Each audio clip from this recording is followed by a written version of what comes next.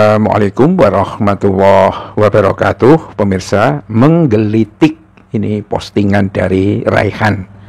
Ya, tampaknya dia menemukan satu dinding tembok dengan tulisan, ya kan?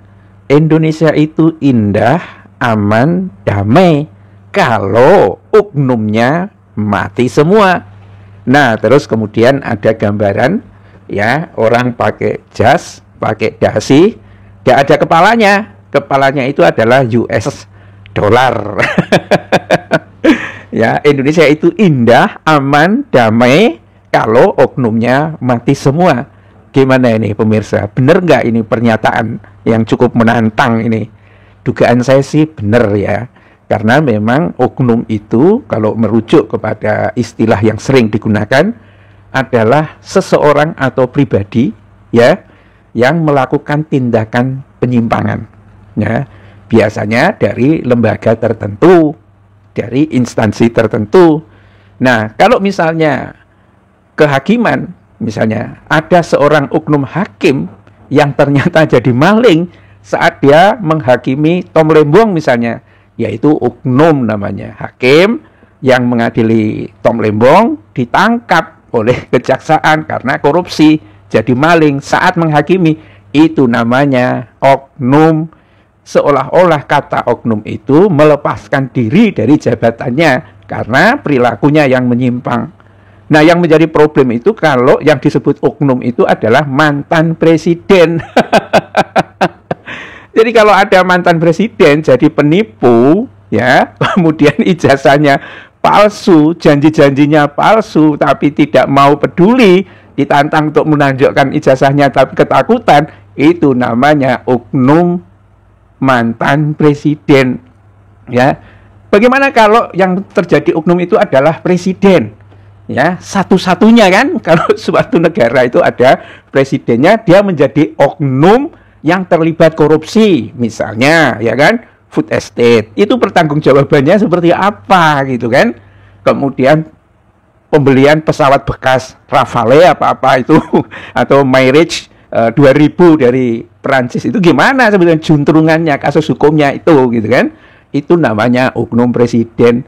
Kemudian kalau yang terjadi itu wakil presiden kok plonga-plongo kayak minum obatnya kebanyakan gitu kan, lieng kepalanya, ya, itu namanya oknum wakil presiden.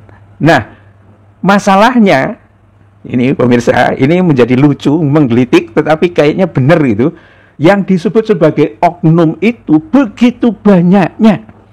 Sehingga satu instansi, begitu, ini gambar oknum, kebetulan ya saya coba baca itu kayaknya ini seragam polisi ya, yang dibuat. Ya, kalau satu oknum ketemu misalnya, dia minta uang di jalan, kemudian oknum lagi, ketemu lagi, ya kan?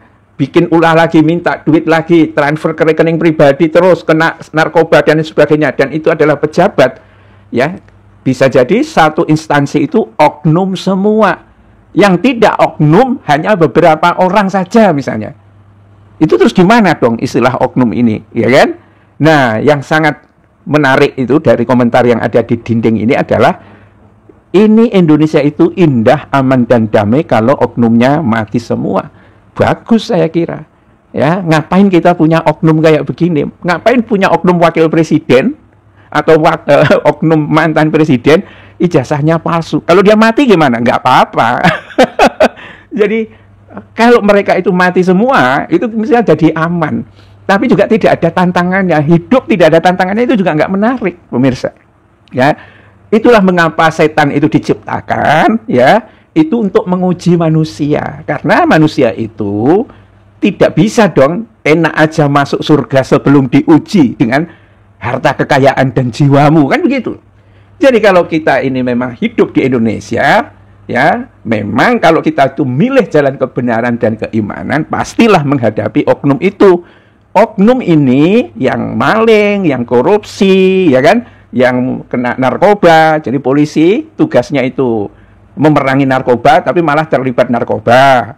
Hakim memberikan keadilan, malah dia maling. Jaksa juga seperti itu. Mantan presiden yang mestinya tanggung jawab malah melukai rakyat. Begitu presidennya seperti itu gitu kan.